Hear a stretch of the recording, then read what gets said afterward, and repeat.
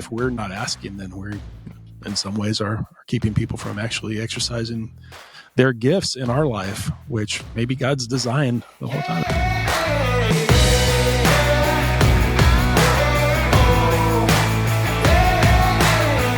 Should we talk about the weather? We realize talk about the government. Every episode that starts with Chris is a singing Chris. Well, today, why not at least start off talking a little bit about the weather? It's been unseasonably hot. It's just been, or has it been seasonably hot? I feel like it's been like a cool 108 degrees, balmy weather. Cloud, not a cloud on the sky, just a nice warm breeze. Put on a light coat. Yeah, we're in Texas, so 108 is a legitimate degree that's been on the weather.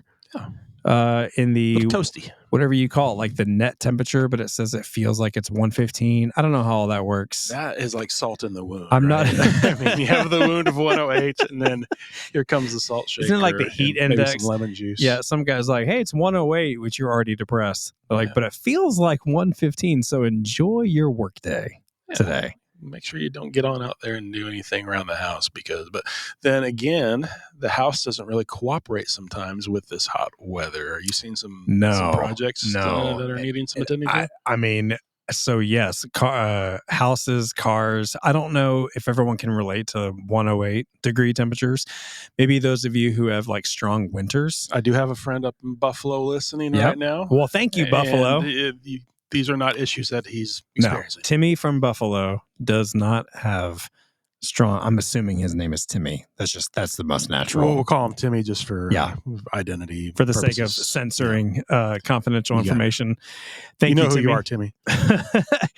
Yeah, I've had my AC kind of want to go out, get a little weaker than normal. I've had some patches of grass that are dying quickly because I'm not watering them every 2 seconds. It's that tension of like not wanting to pay a $500 water bill. Yeah. And then you also don't want to let your grass die. You don't. And then my car is struggling on like starting and getting its power to get moving, which I don't blame it. The car is probably like 130. You know what I mean? It's going to be even hotter. Yeah, you feel pretty confident when it comes to the car and fixing and keeping maintained and all. This is where my father would not be proud of me. So he was a mechanic and has that engineer mechanic mindset. Yeah. And I remember maybe being 15. I started driving when I was 15. I had a hardship because I was working. So hardship is kind of like a license. You can get a little early when you're driving. And I remember every time the car would break down, he would go into the dad mode in lesson mode, which I do that for my own kids. But he'd be like, "Well, son, let me tell you how the engine works." And I'm like, I hear blah, blah, blah, blah, blah. And I'm like, "Man, Dad, thank you. That's great. How do we fix the manifold camshaft?" I'm not listening. Yeah. He's like the flux capacitor and the rotary girder, goes in a 3.14 fashion. That's engineer speak. You were impressing me. I had no idea. Thank you. I had no idea. It's more like, Mike, this is a wrench. And righty-tighty, lefty-loosey. And it would be like, "Dad, thank you. Can you fix it, please, for me?" So, no, car issues for me have always been, I feel less of a man admitting this right now, but I can't do a lot of car Well, you and fixes. I are in the same camp because even when I have done things on my vehicle to improve them or to make sure that it has a new battery or, there's some things that I've seen off of YouTube where I feel confident enough about it. If it has to do then with you shock yourself. Engine or overhauling anything. That's such a vague term. Overhauling anything. That's not me. I'm going to have some problems there, Mike. If anyone's like, "Well, Chris, we're going to have to overhaul this." Oh, no. I knew you were going to say that. I prepared. You said overhaul. No.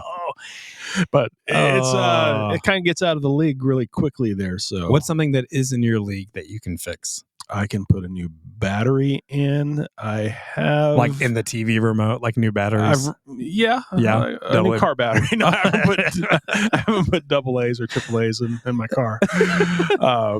Changing out some fuses. Well, I was thinking outside of the car world, but you're sticking to the you're car talking world. about things I just that, meant in general. Is it something you can just fix with ease that's hard for someone else? bad grammar. Yes. Oh, thank you. Something. That's why we're partnered together There we on go. this podcast. I That's feel good. pretty confident about Knowing your vocabulary and words and order in which things Let's should go see. in. I feel pretty confident about I think I editing. can fix computers, tech. Like I seem to speak tech no matter what we're talking about. That's what makes you a great partner. That helps. I can do it, but the car, no. And then I hate asking someone for help because I always feel like I'm putting someone out to help me with my car, especially if I'm asking the same person like over and over the years because I haven't learned how to fix it. And I think we know who that person is, and they're very dear to us, and they do a wonderful job at helping us during those times where we've needed it. And so for context, because someone may not know what in the world you're saying, is we do have a shared friend who happens to help us with our cars, but he helps a lot of people with their cars. He's one of those guys. Okay, so we talked about easy fixes, right? So grammar, if someone came to you for grammar, you'd probably like in 2 seconds help them. Yeah. You'd help the next person, the next person, the next person. You got a dangling participle there. Yeah. So this guy is this guy would be that for cars. And he's almost made it his life's mission as he serves the Lord is like to just overflow out help for car related things. I mean, it could be anything, but basically a lot of car work for a lot of people, right? But it's still, even for someone who says, I want to help you as much as possible all the time. You have like an unlimited ticket with me. It's still hard to ask him for help, right? Yeah, especially in the summer where it's going to be hot. And yeah. Why is that so challenging? Why is it so hard to ask or receive help? I can tell you the feeling of watching somebody work on your vehicle where you would like to know what they know. You would like to know what they're going to do next and the reasons why. And then watching them do that with skill while you're standing there off to the side. Eating some Cheetos.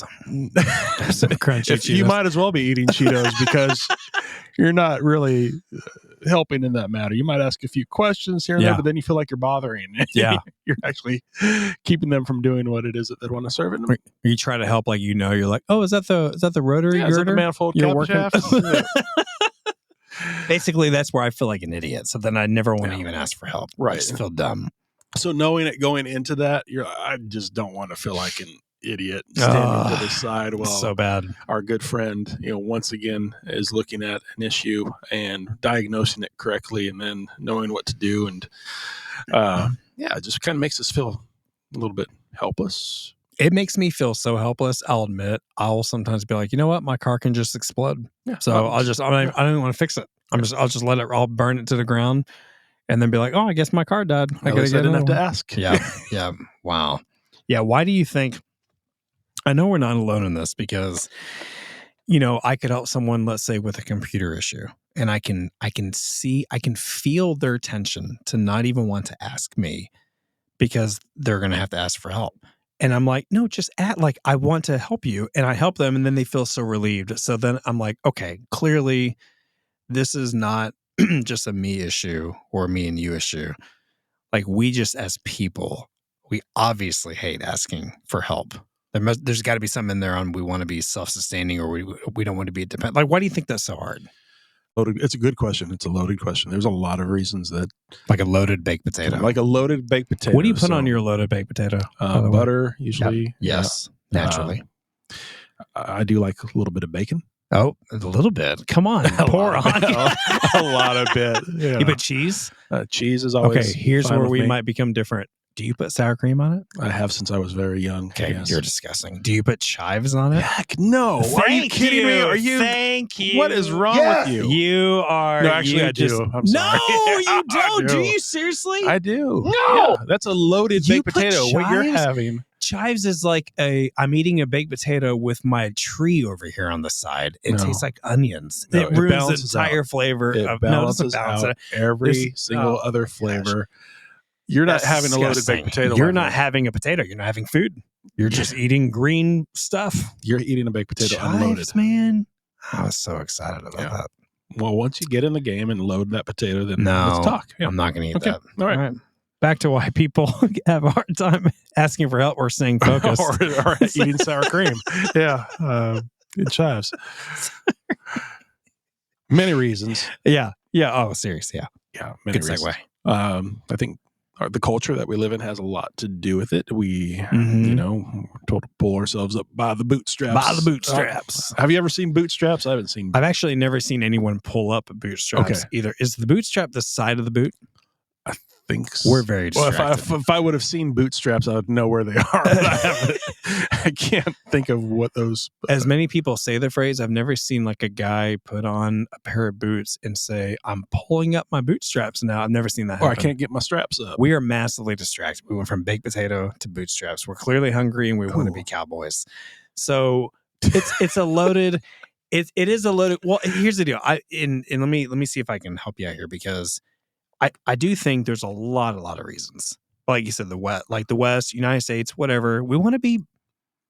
We have a lot of pride, right? We don't want to have to ask for it. We want to figure it out. We want to be self-sustaining, like not be dependent. Right. The best stories are, about the person who stood tall against it all, and they're like they were the hero. They were the hero. Yeah. No dependency. They were the hero. Exactly. Themselves. It doesn't really talk about, well, so and so got help from this person, and that person really helped them to get over that, and that's the reason why. Yeah. It's about that person persevered. They endured. Yeah. They did it. Yeah. Period. With no help. Yeah, I think that's how we see that. Early on in school, they'll pull a founding father out, and they'll say, okay, well, these are the great qualities about them, and a lot of it's going to have to do with how they've, their quality of standing firm on their own, or when things were unpopular. So I think it starts early. It's just part of our culture, part of our heritage, part of our history, and we tend to see that play out too in just the culture around us today, not just the history, but in sports. We're seeing a lot of athletes that, whenever they're telling a story or being featured in a story, a lot of it is about that one person. And, sometimes you get a story about, okay, well, the community around them or those who help them. I think that we're coming around to that a little bit more, but the most compelling stories tend to be focused on, that one person, like the one person taking their talents somewhere, city to city. No, you're right. We put even when you think like your kid is walking for the first time, you're like, you can do it. Like you don't need help. You don't need our help. And then ironically later, as you're teaching them, it's like, hey, ask for help. So it's like, just even saying that you're getting raised on, don't ask for help, but make sure you ask for help. Sure. When you need help. And you get into school and, oh man, you're supposed to keep your eyes on your own paper. Yeah. Don't ask anybody for help during this test. And then a teacher later is like, well, you should have raised your hand and asked for help. Yeah. Don't keep that to yourself. It's super confusing. I guess it makes sense now that we're like talking about it. Why it's so, I think there's also something where we really feel weak and inadequate, like worthless, even though I know that's kind of a dramatic word, but I think we feel some measure of that, and it makes us feel like icky or gross. And then you're like, oh, I'm not going to ask for help. So you're conditioned for independence on one hand. Then on the other, it's not forbidden, but it's looked down upon, or at least you think that it's looked down upon. I think it's you think because you're conditioned to not ask for help. So therefore you find value in not asking for help. And then you practice that for enough years. Then I do think, and again, I think the punchline is it's a facade, but we buy into the belief that our value is found in being self-sustainable, which if that's true, asking for help would be like this massive admission of defeat as a person, like as an identity. Yeah, certainly. So then that kind of makes sense why I'm never going to ask for help, because if I ask for help, I'm ruined as a person. Like many things, it's something that we have to recognize and that we have to see the problems within that, and then take a step toward not Mm-hmm. not letting that dictate what we do, because yeah, I certainly, growing up, and I think we covered this during me sharing my story, not having a dad, I wanted to be as self-sufficient as possible. I Mm. wanted to prove to some unknown figure, somebody that I didn't even know, that I could do things on my own, that I didn't need to have a dad figure around. Mm. Um, so asking for help for me became really something that I bristled against and Yeah. said, no, I don't want to ask anybody. I want to figure this out on my own. Yeah. Um, Mm. Looking back on that now, I could see, okay, there was a lot of opportunity there, where I missed, or where people extended help Sure. Sure. that I did not take, or Yeah. advice that I did not take, that, maybe kept me cycling or circling. Well, that makes sense to me because for me growing up, parents get divorced, and then I realized I can't rely on them. And so I think along the way it was like, okay, I'm just gonna figure this out myself. But then you're applauded along the way for Mhm. having the drive and being self-sustainable, so to speak. I think you hit on something where the first step has got to be that's a problem if I can't ask for help, which I don't think everyone thinks that way currently. You know what I mean? Like, I think it's like a learned situation. So something to think about that I give me and you to think about, or also even anyone who's, if you're listening, is go the other way for a second. If it's a failure to ask for help, that means you can never make a mistake. Like you can never fail at anything. Right. So that means if you do, you fundamentally have failed at life, like it's over. So I'm pretty sure anyone who's here, who's been here for more than 30 seconds knows, okay, that can't be reality. That can't be true because I've messed up, I've made mistakes. If I'm honest with myself, of course I've needed help at times. So let's just get out of the way. I just vote for it. Let's take a vote. I'm going to raise my hand and take a vote. Let's push out of the way the thought of it's wrong to ask for help. I think we can throw that in the trash. I'm going to vote with you that's there that we impossible. put it in the trash. Okay, so second, how do they vote in fancy voting places? It's like, can I get a second, a proposal? Oh, using what are all Robert's rules. Yeah, what's give me Timmy's rules. What Another are motion there? Yeah, so how does that work with the first person motions? Right. So do I just say motion? Right. Is this how it works? Yeah. Oh, and then someone says seconded your motion. Second. Yeah. And it's like motion passes. Motion passes. Motion It's passes. passing right Okay. now. We're there. So officially, we're throwing away in the trash that it is wrong to ask for help. Oh. Let's start there. We're starting there. Yep. I remember the first time that I asked for help outside of a normal situation, other than, directions or, talking to a guidance counselor. Yeah. So I remember about maybe the year before I graduated from college, I reached out to the dads of two friends that I had. They were both pretty adept at business, and I was about to enter into that world, and I just wanted to ask, some questions there about, what would their advice be to start well. And that was outside of the ordinary for me. Yeah. Number one, I felt like I was, they weren't my dad. Yeah. So that I might be bothering them or asking them to do something, sure, outside of, what they had time for. I got back not just two responses, but two very well thought out responses that showed that they took time to answer the questions, to share with me even some things that I didn't ask about. And I treasured those. Yeah. I was like, wow, this is, did I follow up and say, anytime that I have a question here, or it would be okay to approach you? No, because I got in and got out. I didn't want, I didn't want to get into the habit of feeling like I had to ask or be dependent. And so I didn't necessarily learn the lesson there, but did see the value of asking. But that's the time that I remember the most of, okay, well, at least you took a step toward. What got you to the place to ask? I think not having a clue of what the next chapter in life was going to look like. I didn't see, in my family growing up, we didn't have anybody who was working in the corporate world. Yeah.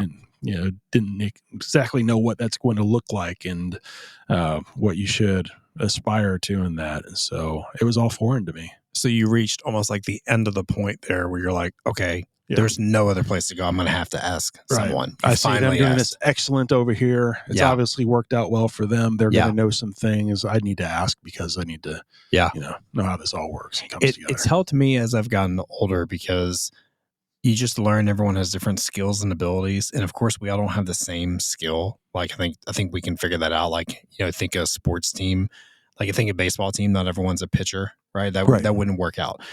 So we all have different skills and abilities, which means we all have different strengths and weaknesses.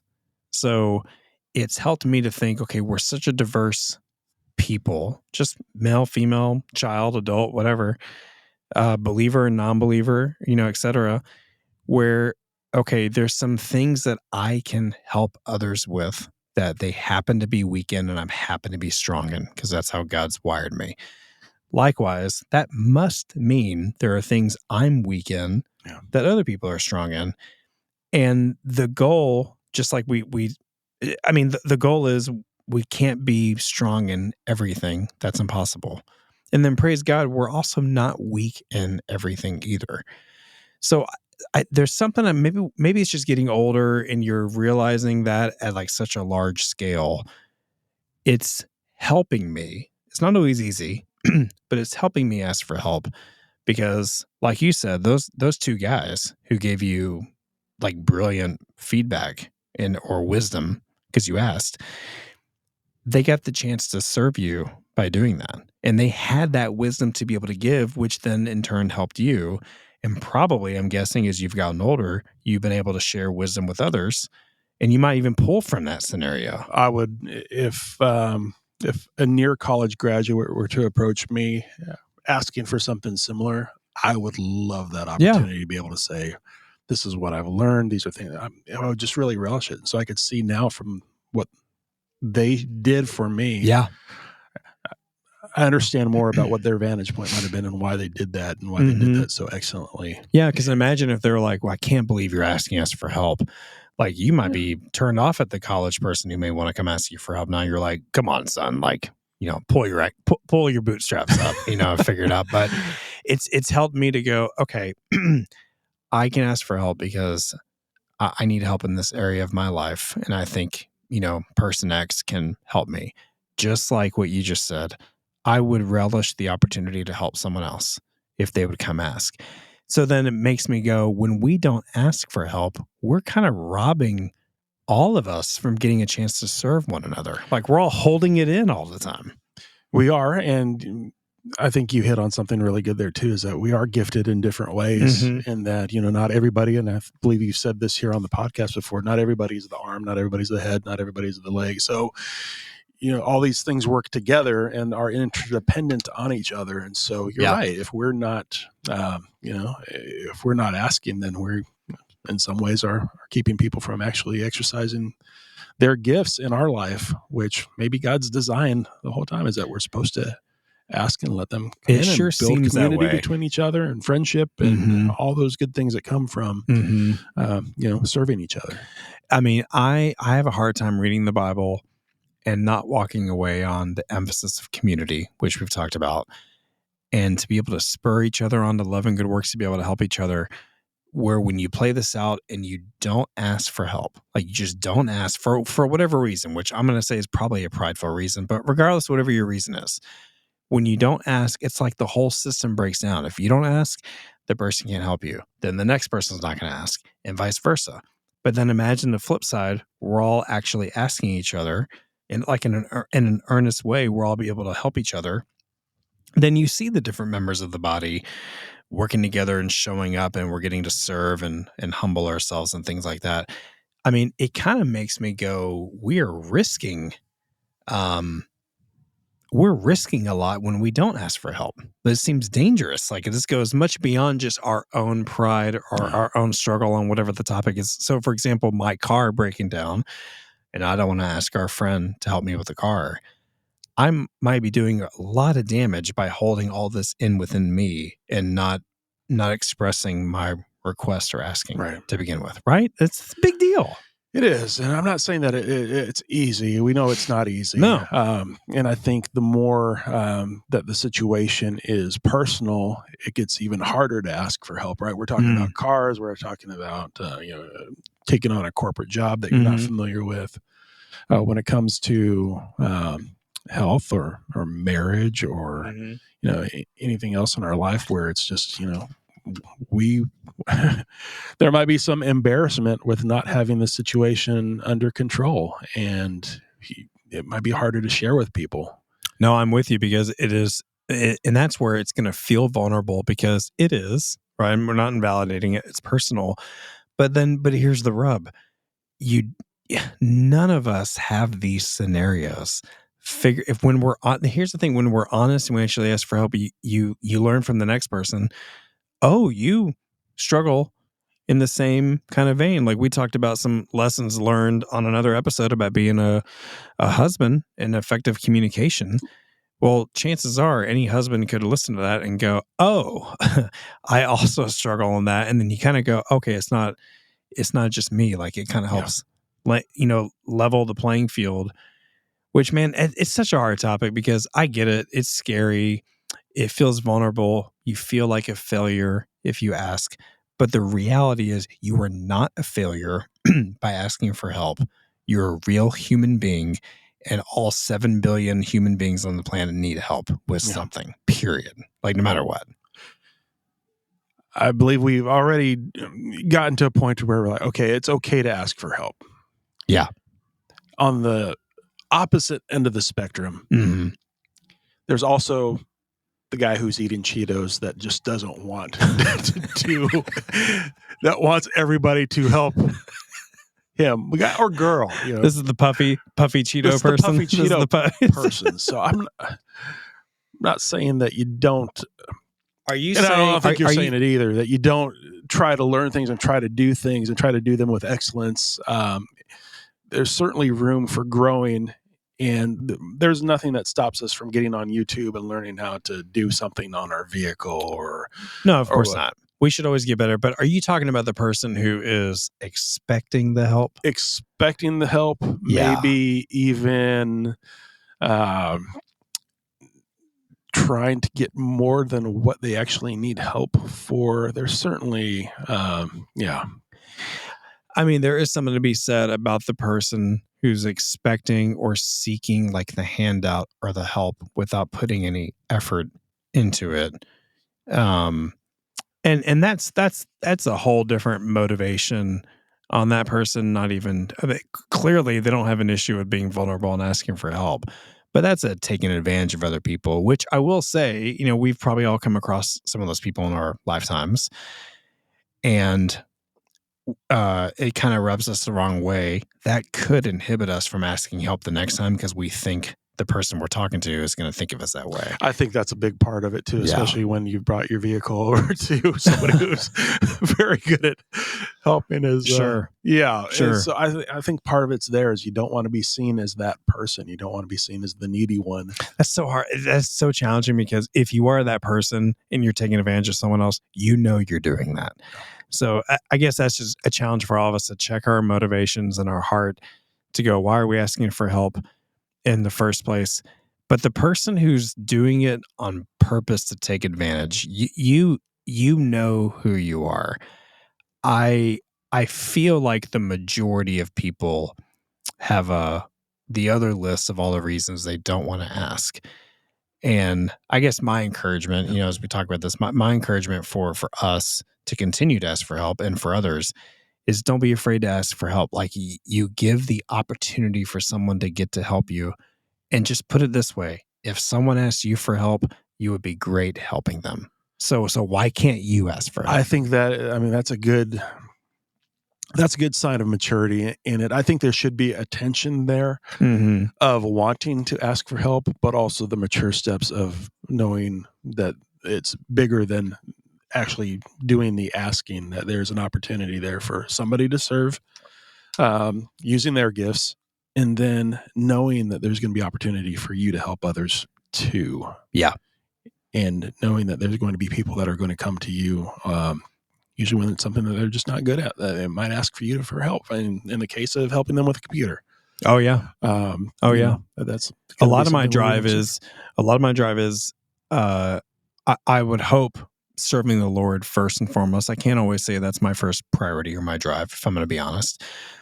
But I also think about people who've served me so willingly, and they've done it in such a way where it stops you, kind of takes your breath away, and you're like, wow, that makes me want to turn around and do that for the next person. It's contagious. It's like that whole pay it forward thing. If you go to Starbucks and the next 15 people are paying for the car behind them, there is something about that that's contagious. So it's like, imagine we're asking for help and we're all willingly serving one another, how much it'd be easier probably for that next person to ask for help since they've been served so well. Yeah, and then it carries on from there, right? Mm-hmm. So like our good friend, whenever car issues do tend to come up that are out of our ability, there's probably somebody that you're thinking of right now that you might want to reach out to for some help. Mm-hmm. And, this doesn't have to be a car related or something like that. It could be just somebody to listen, somebody to talk to. There's a lot of people who are dealing with loneliness or feeling isolated, even today, even after, years after COVID. And, there's certainly mental health that's been talked about that has been taken, that's been pretty challenging. And so, and it's easier to be siloed too today. It's easy to feel, like you're seeing things happen on social media, but not necessarily have community. And so you might be feeling it, but reach out to somebody if they're on your heart, somebody that you've been wanting to reach out to that you haven't yet. Take that chance, open yourself up, be a little bit more vulnerable there to having them come on inside, invite them in, and maybe help you through a situation. Yeah, that's a good word, because the serious odds are something has popped in your mind to act on. And don't chalk that up as coincidence. And hear us say, for ourselves and for you, you are no less valuable by asking for help. In fact, you're valuing the person you're asking for help because they have value and you have value. And 1 John 4:19 says, we love because he first loved us. So, we love because Jesus first, Jesus has reached out to us, and he's initiated. And so therefore we can easily reach out to the next person. And we certainly couldn't do that on our own, could we? No, not at all. And so if we can't do that on our own, there's going to be so many things here we can't do on our own. So don't be afraid of that. And in fact, embrace it, and embrace the fact you're giving someone an opportunity to serve you, and try it. And chances are, not chances are, you'll find relief, I think, and a comfort in them helping you, and you'll turn right around and help the next person. Yeah. Could you take a look at my computer for me? Only if you look at my car. All right. I have car issues. You won't have any help from me.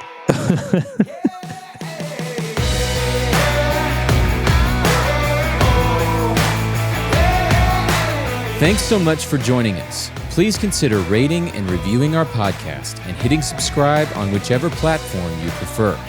Remember to keep moving forward, because we're not quite there.